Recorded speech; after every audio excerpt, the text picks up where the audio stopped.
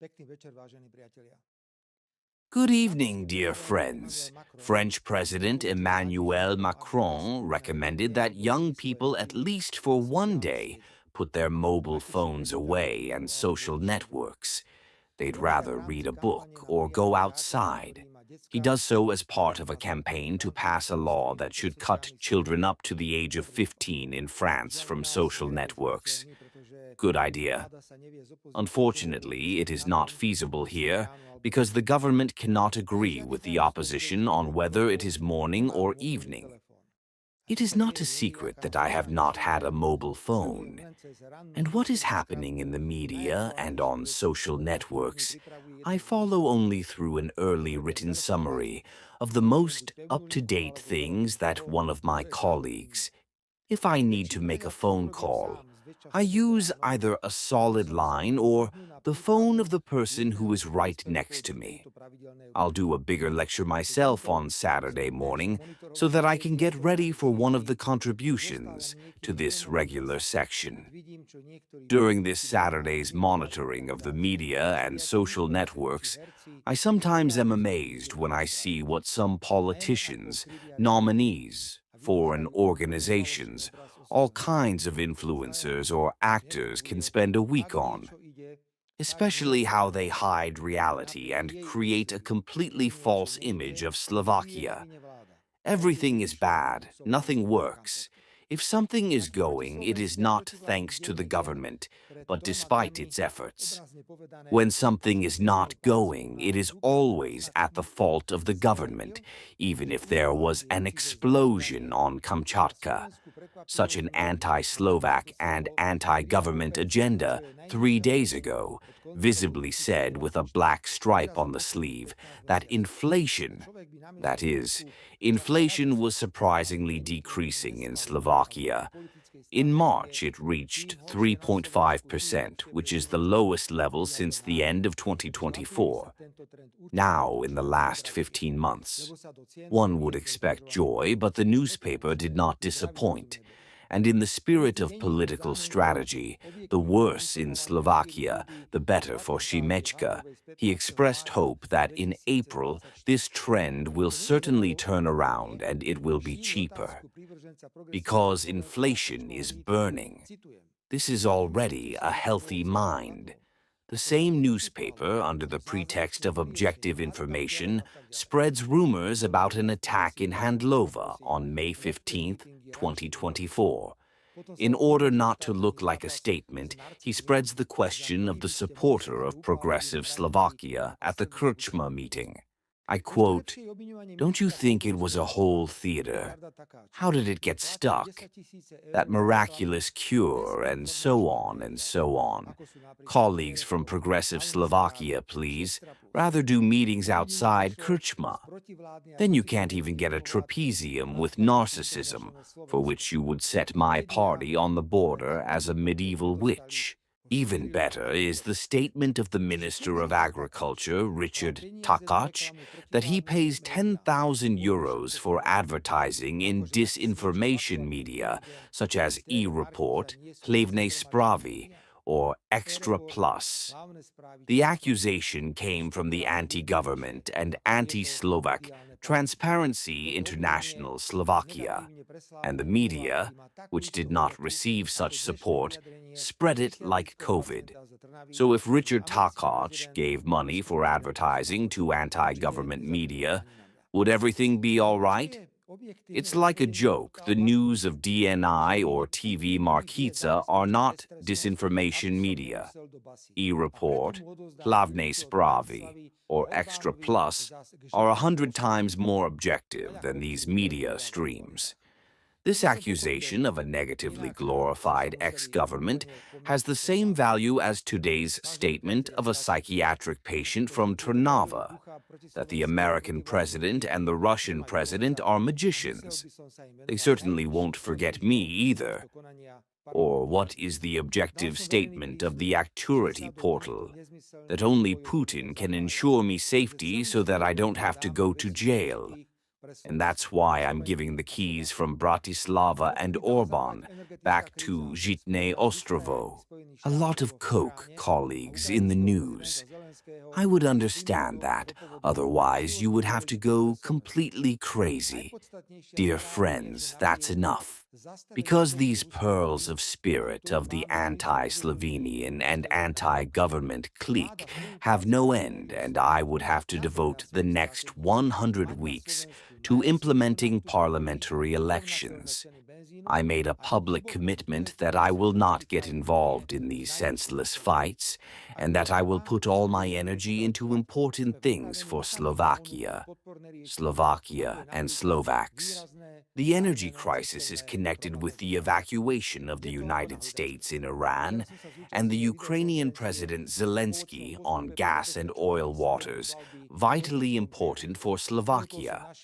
The most important message is that despite stopping the flow of Russian oil, on which we have a meaningful decision of the European Union for a year, the government, in cooperation with the refinery Slovnaft, is fulfilling its strategy to have the cheapest oil in the area and comparable prices of gasoline, and to be deep in the second half of EU member states with the lowest prices. If it is necessary and the crisis will continue, we are ready to immediately offer supportive solutions, such as significant closed road traffic. It's like on a swing. Yesterday, I took part in a video conference about the joint approach to ensuring free float in the Horn River, and I offered our refining capacities for the mined coast and experience from water management for the affected region in the bay. During this international conference, which was attended by perhaps 50 prime ministers and heads of state, there was a big shock that the Horn River was opening and oil prices immediately fell by 10%. This morning, a few tankers also sailed to close the river again, and oil prices are going up sharply. I want to assure you that the evacuation of the United States of Israel and the Ukrainian president will lead the European Union to the liberation of ideological barriers and occupation by the Russian Federation. We must understand that no one will help us in the worst possible crisis situation. I repeat, no one. And that is why it is extremely important that you use all political and legal tools to protect our interests. We are filing a complaint against the European Union on the suspension of Russian gas supplies, to which it definitely has a voice in October next year. I am not the only one who cannot imagine what this will mean for the energy security of the Union and Slovakia. I do not want to bring into this dispute politics, but rationality and calling for elementary justice. The Slovak government is convinced that the Union needed the unanimity of all member states of the European Union. And since the Russian officials knew that unanimity did not exist, they covered the paragraphs and replaced unanimity with a majority vote, which we in Slovakia consider a gross violation and violation of the basic treaties of the European Union. What about the fact that in 2027 there will be no gas supply in the European Union? The main thing is that we have built a 100-meter iron fence between the European Union and Russia. Likewise, I clearly communicate that I do not support the adoption of a new sanctions package in favor of Ukraine, while President Zelensky does not renew the management of the Russian oil company. Already the Indian tribes in Brazil know that there is no oil and that its suspension should serve as a tool for the adoption of oil in Hungary. We will, of course, be very active at the level of the European Council. The Slovak government considers the Union as a Slovak living space. Therefore, we want to be a constructive part of the changes to which the Union is inevitably heading. In this spirit, we have a relatively important informal summit of the Union in Cyprus. Furthermore, it is also worth cooperating with each state outside the European Union on a peaceful and mutually beneficial cooperation with Slovakia. The road to Vietnam, although very short, was absolutely successful. I hate how the anti-government and anti-Slovak media are becoming more than 100 million inhabitants of this successful Asian tiger. With high economic growth and friendly attitude to Slovakia, Not to mention that there are a lot of people there who speak Slovak fluently because they studied at our museum. I have a feeling that the only news that these media were interested in was the technical failure of the government special in Kazakhstan. It is understandable that the government was also angry that we did not send a Concorde aircraft to Kazakhstan. Dear friends, the next week will also be a fight for the supply of oil and oil products. I am also following the National Council's plans, and I believe that all the planned government coalitions agreed on the Coalition Council will be fulfilled. I thank the government coalition for postponing the media and opposition madness. The defense is also deserved by the President of the Slovak Republic, Peter Pellegrini, who, because he is supranational and does not serve the opposition, captures one attack after another. Pellegrini is not, thank God, not Zuzana Chaputova, and even greater praise to God, not even Andrei Kiska, who ended up as a legally expelled worker for tax subsidies filed during the election campaign in 2014. The media should rather ask whether these presidential elections were at all legitimate. It is no secret that in the coming days of May, I will pay great attention to the question of the measure and the holiday of work. If I am healthy, I will reschedule my night shift again to express respect to the people of work. I ask the media to be respectful to the people of work. The Postorj portal published a comment from the pre-election meeting in Budapest, where the author of the comment writes, I quote, "Next to me stood Robosh, a 60-year-old." End of quote. What Robosh, Mr. Christian commentator? Without these people, your Bratislava coffee house would not even have a place to sit with a cup of coffee and stupid words. And it is not yet to travel around Slovakia. I do not say this because I come from a purely working family, but because people who earn their own money deserve great respect. Well, on my way to the measures, it will be fun again. First, I will visit the concentration camp in Dachau, Germany, because it seems to me that the number of people who act as fascists is considered for discussion. I hope that I will manage to lay the flowers of the tomb of an unknown soldier of the Red Army in Moscow, and then also fallen Romanian soldiers in Slovakia. Slovak celebrations of liberation will take place in Liptovsky Mikuláš, and I want to end my journey in Normandy.